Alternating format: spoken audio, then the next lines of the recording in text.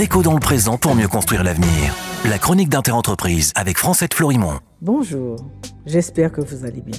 Continuons avec les fonds dédiés à lutter contre le réchauffement climatique destinés aux pays dits les moins avancés.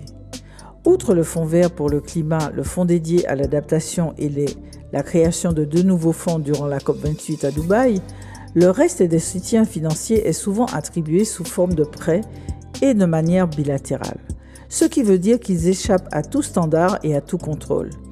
Ces fonds discrétionnaires émanent notamment de la Banque mondiale et du Fonds monétaire international, le fameux FMI, et de fonds privés. Le moins que l'on puisse dire, c'est que les gestionnaires de ces fonds ne font pas preuve d'altruisme ni d'empathie. Par exemple, sur les 7 milliards de financements évoqués par la France, seuls 7% sont octroyés sous forme de dons. De même, des fameux 100 milliards de dollars par an promis par les pays développés, incluant ces divers fonds climat, seuls 20 milliards sont des dons, c'est-à-dire 20% de l'enveloppe.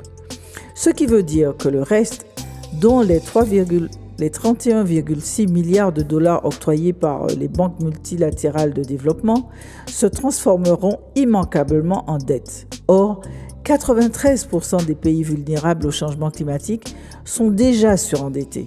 C'est le cas du Pakistan, par exemple, où le financement climatique basé sur des prêts après les graves et récentes inondations qui l'ont touché ont laissé le pays encore plus démuni.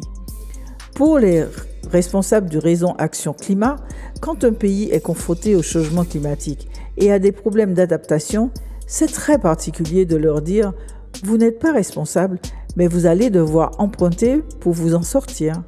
Immanquablement, le remboursement de ces prêts pour résoudre des conséquences d'actions qui ne sont pas de leur fait sera autant d'argent en moins consacré à l'éducation et à la santé de leur population. Il y a comme un truc malsain dans cette histoire. On continue demain. Prenez soin de vous. Déco dans le présent pour mieux construire l'avenir.